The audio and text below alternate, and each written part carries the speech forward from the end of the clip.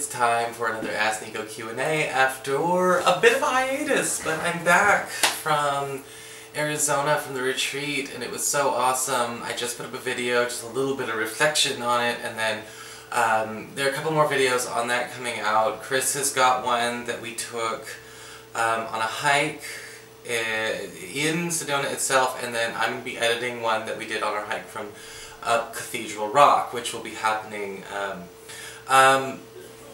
You'll have to excuse me and my roommate, we are having like an attack of the allergies like insane. So I'm going to try to stay perky and chipper. I had a Claritin, a cup of coffee, and a 5-hour energy shot, and I think that brought me to normal. So, say Ask Nico Q&A. If you have a question, post it in the comments below, or you can tweet at me at ScarletMoonNico, or you can post a comment on the Scarlet Moon Facebook page. So let's have a look and see what's going on here. Susan asks, hi Nico, I really enjoy all of your videos and information you post on YouTube, and I'm an avid fan. Thank you very much. Here's my question. I have my true node, North Node, this is North Node for people who don't know what the true node is, in 28 degrees Pisces, 29 hours and 6 minutes, and in the 10th house, and I have read and heard quite a bit about it. I would really like to know your take on it. Thank you for advance for any help you can provide with this. Okay. North Node is in the 10th house. You could really kind of learn more by seeing where the South Node is in the 4th house. North Node in the 10th really has everything to do with sort of learning how to deviate in terms of finding your life purpose, deviating from community and cultural conditioning.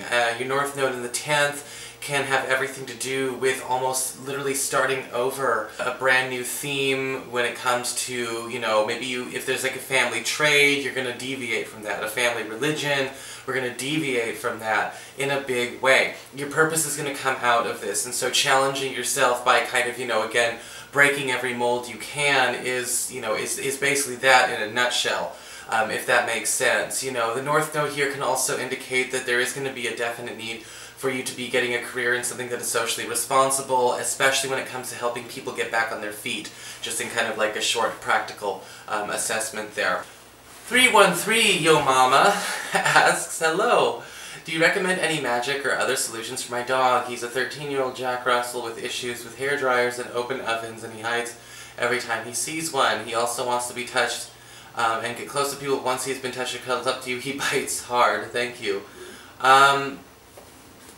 Okay, and then there's another comment that somebody posted to this person, and I can't pronounce this name very well, Marcin Africa, God, I hope I said that right, comments, hi, many people are using natural supplements to help pets with anxiety. There are many reviews out there for happier dogs from taking the supplements such as valerian root, 5-HTP, or tryptophan, L-theanine, or... I am not really a dog expert, so I have nothing I can really say about these things, except I would keep an eye on, you know, make sure these things are healthy, always check with a veterinarian.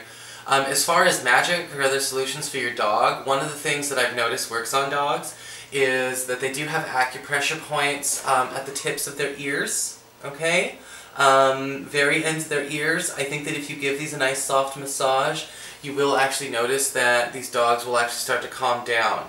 Alright, and that might be something you want to consider with him. I know he wants to get touched and then he starts biting and snapping because he might get a little bit anxious. Rubbing these acupressure points will calm him down, okay? So that's the first thing I can think of off the top of my head, because we used to have big dogs in my house when I was growing up, you know, a Mastiff, you know, Malamute, Dalmatian, you know, and that worked on all of them. So I think your Jack Russell might actually benefit from that. Island, or is 15 land, or Island, asks, Nico, I have a question. I'm not sure if I understand it correctly, but I understood it like this, that on the 20th of March we're going to run into a 19-year cycle, and we should look especially where we have Pisces in our house. And then you say, understand if we have Pisces in Mars, what significance could that have? Okay, so I'm not sure if this is just kind of a mistranslation. I would definitely look and see what house Pisces is for you. For instance, Pisces is my 5th house. It wouldn't be Pisces in Mars, but you have Mars in Pisces, and I'm wondering, you know, if you don't speak English, this could just be an issue with Google Translate or YouTube's translator, so I wouldn't worry too much about that. This 19-year cycle is basically saying here, you know, we are beginning one between eclipses in Pisces. That's when the next eclipse in Pisces is going to be. And so kind of pay attention to what's going on there. I'm not sure what house this is for you. You can go to a free astrology chart generator, astro.com, cafeastrology.com, and you can generate that there, and you can find out which of these houses, the houses will be numbered, which one that falls into for you. Okay, so I hope that helps you out there. But it wouldn't be like a Pisces in Mars or a Pisces in this house. It would be what house is in Pisces.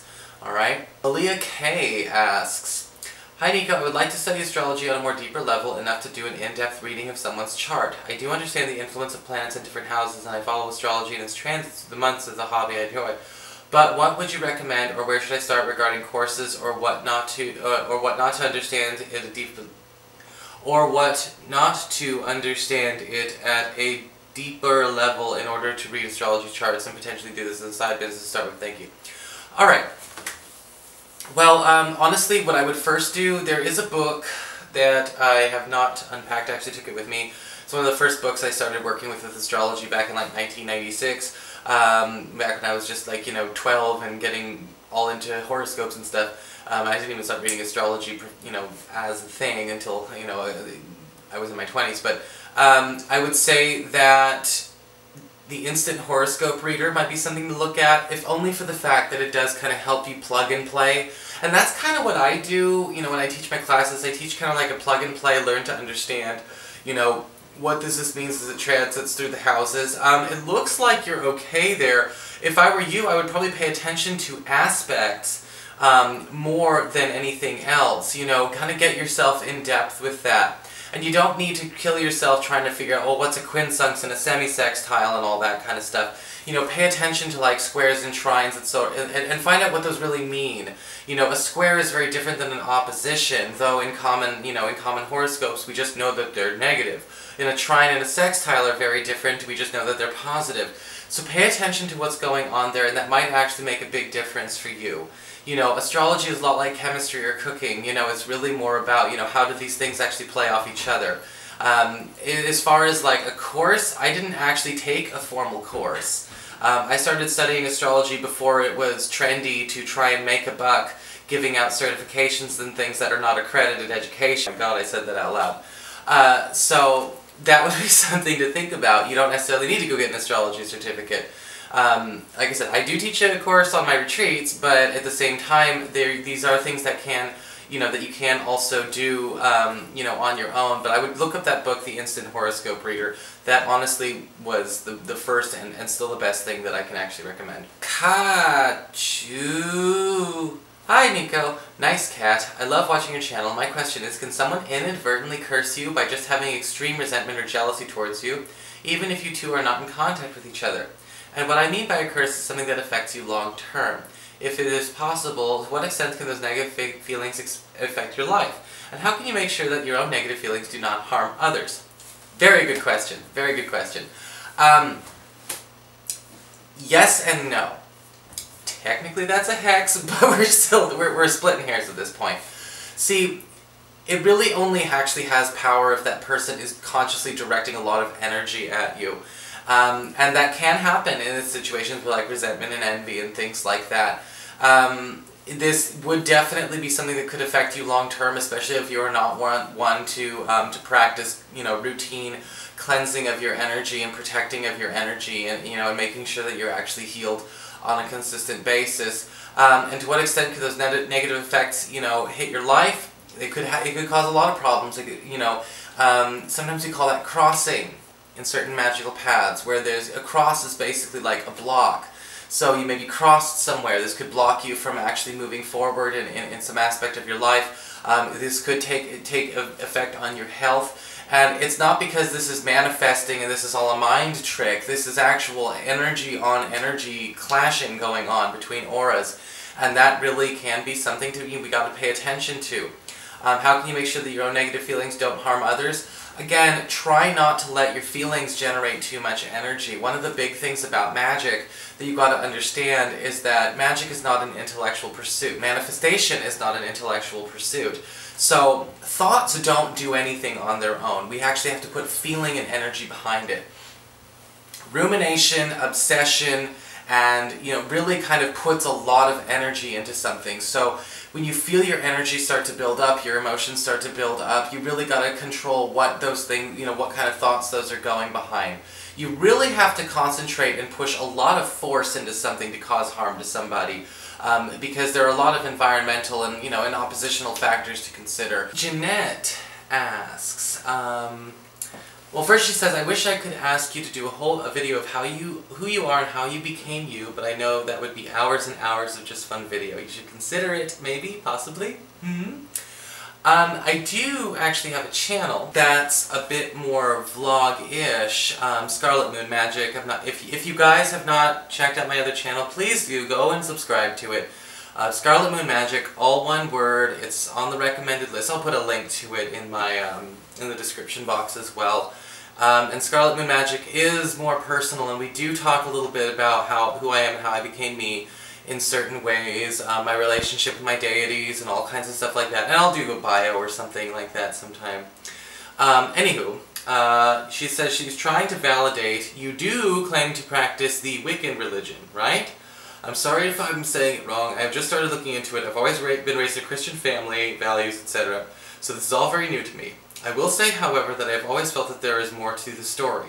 I believe the connection you have with your own personal God is totally and 100% real, just not in the Christian way, I guess.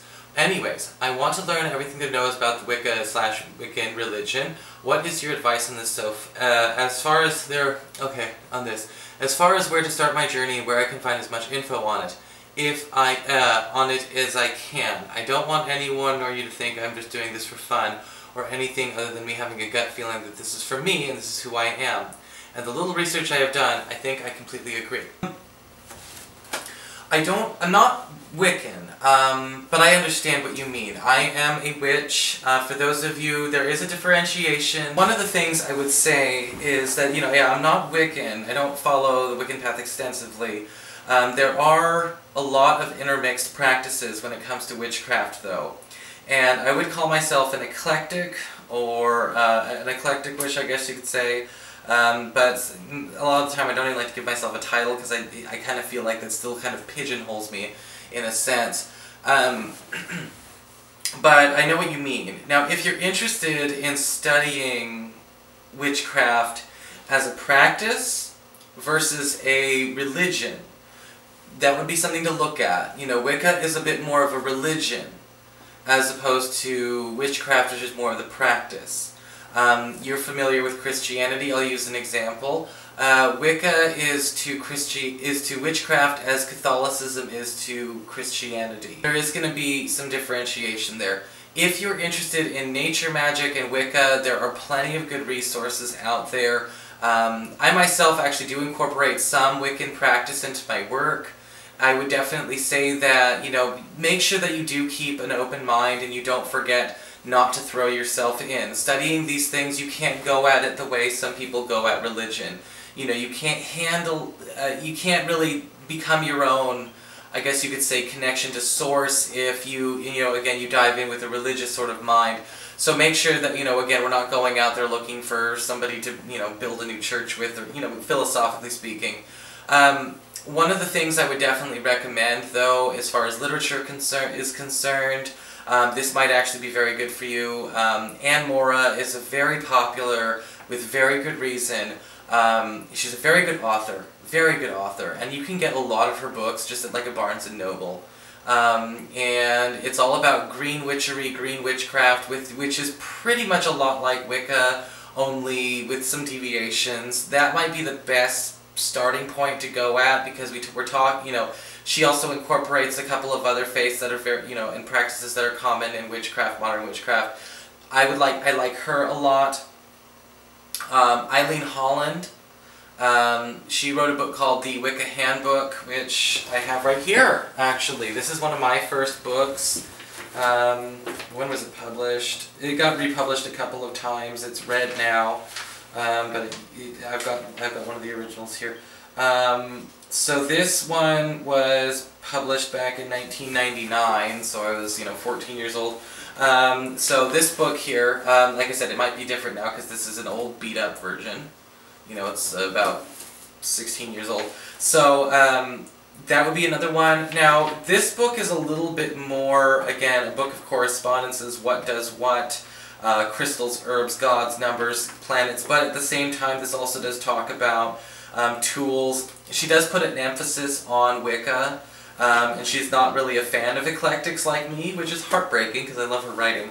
But I also think that this is still a good book, okay, regardless of author's intent. And so this would be another area to go into. If you did want to reach out, there is a very large pagan YouTube community, and I can recommend a couple of people to you. I think that Cricket Song, her channel Lunar Wisdom, all one word, it does not necessarily classify herself as 100% Wiccan, but I think that she's probably got a hell of a lot of good information for you. Of course, I've got my channel, Scarlet Moon Magic, which is a little bit more on magic itself as a mechanism.